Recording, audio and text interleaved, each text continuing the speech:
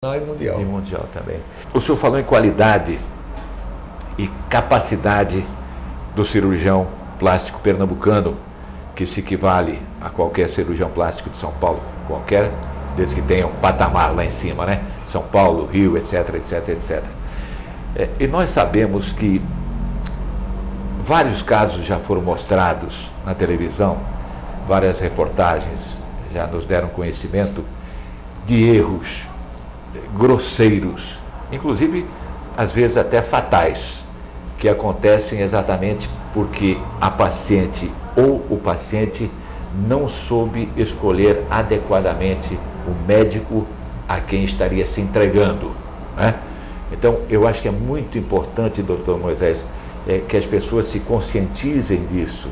Não é, eu vou ali na esquina, tem um médico que é muito bom, porque fulano me disse, porque ciclano disse que é maravilhoso, e o precinho dele é muito camarada. Então, eu acho que tem que haver um critério muito rigoroso na seleção desse médico. O senhor concorda, doutor Moisés? Concordo inteiramente. Eu acho que quando a gente fala de lipoaspiração, lipoplastia, lipoescultura, está se falando de um procedimento cirúrgico. E esse procedimento cirúrgico é igual a qualquer outro. Claro. Você vai fazer uma cirurgia de vesícula, você tem que tomar todos os cuidados, fazer o exame pré-operatório, fazer um exame cardíaco para saber se o paciente tem condições, fazer um exame, Ribas, que é fundamental, da circulação. Porque a gente sabe que um dos problemas que ocorre não só na lipo, como qualquer cirurgia que demora muito tempo durante o procedimento cirúrgico, é problema de ordem tromboembólico, tromboembolia profunda. Porque tudo ocorre, isso pode acontecer, ocorrer. mas também você pode fazer a prevenção disso. Hoje a gente sabe que ocorre, pode ocorrer, claro. Mas também se sabe como resolver, como evitar o problema.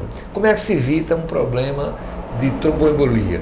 Você pode, durante a cirurgia, usar um aparelho e esse aparelho vai massagear a perna. Enquanto tiver a cirurgia em andamento, a maquinazinha está fazendo massagem para evitar que fique extasiado aquele sangue.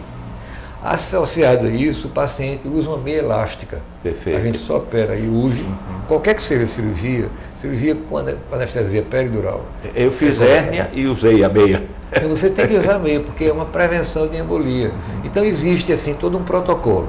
Fazer a maquinazinha, fazer a massagem, usar a meia. Durante a cirurgia deve ser feito, o anestesista deve aplicar heparina de baixo peso molecular. Usa Clexane, que é uma substância que eu diria que evita o trombo. Ele afina o sangue. Ele afina o sangue. De tal maneira que se evite isso. Associado a isso, a gente faz preventivamente alguns exames. Por exemplo, peço de rotina, nas minhas operações, um exame chamado dedímero. O que é o dedímero?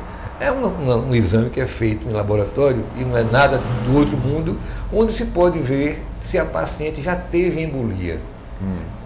Esse exame mostra se a paciente teve quadro pregresso. Um quadro que não, eu diria que foi subclínico, ela não sentia absolutamente nada e já teve a microembolia. E essa paciente que já teve a microembolia, se eu operá-la, eu vou operar com mais cuidado, ou então não opero. E esse exame vai me dar exatamente esse quadro, a história dela com relação a procedimentos desse tipo. Outro exame que eu peço de rotina é proteína C reativa, para mostrar se existe alguma inflamação dos vasos sanguíneos, certo? Eu posso pedir outro exame chamado FAM. O que é o FAM?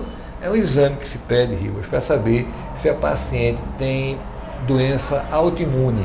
Ou seja, se ela cria anticorpos contra ela mesma. Ela própria. Então, uma cirurgia, de repente, a paciente tem uma doença autoimune, vai dar um problema porque o organismo vai entender aquela agressão como sendo uma coisa muito estranha e vai criar anticorpos. Vai combater. E aí pode ter um choque anafilático, aí pode ter um processo. E tudo isso pode ser detectado no consultório antes da cirurgia.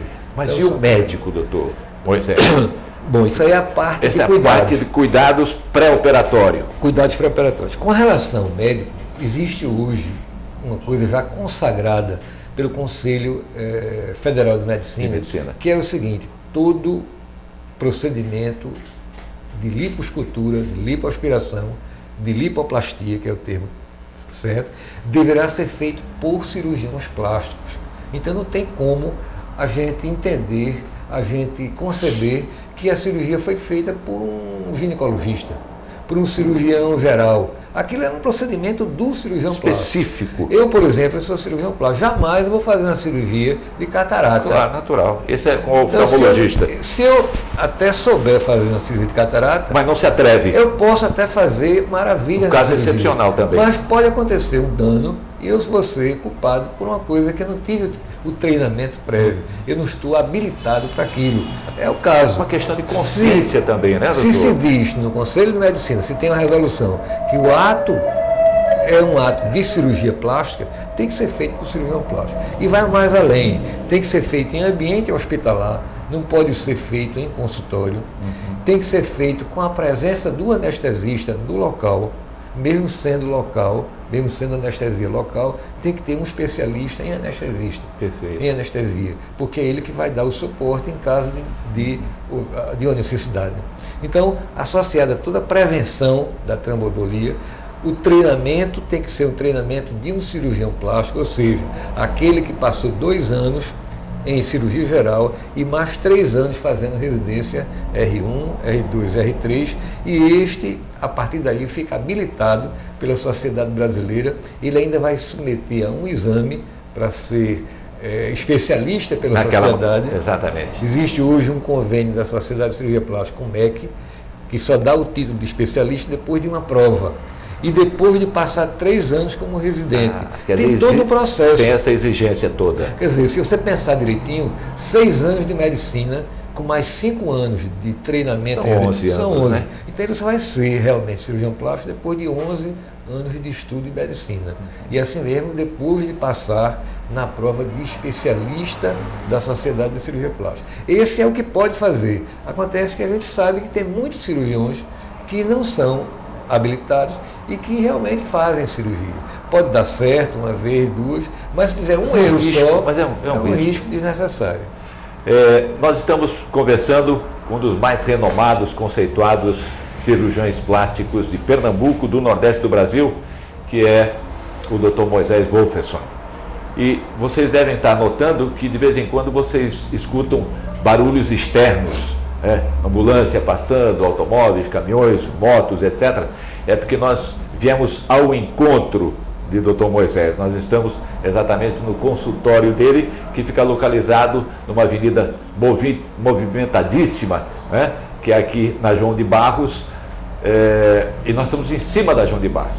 Então, mas tudo isso não é levado em consideração, porque o importante é nós estarmos ouvindo o que o Dr. Moisés está nos ensinando através do programa SOS Saúde, pelo canal 15 TV Saber.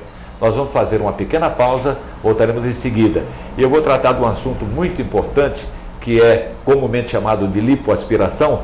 O Dr. Moisés já se referiu a ele, porque ele inclusive trouxe uma técnica há uns 3 anos para Pernambuco, que é a lipoaspiração, eu vou usar o nome popular, lipoaspiração a laser.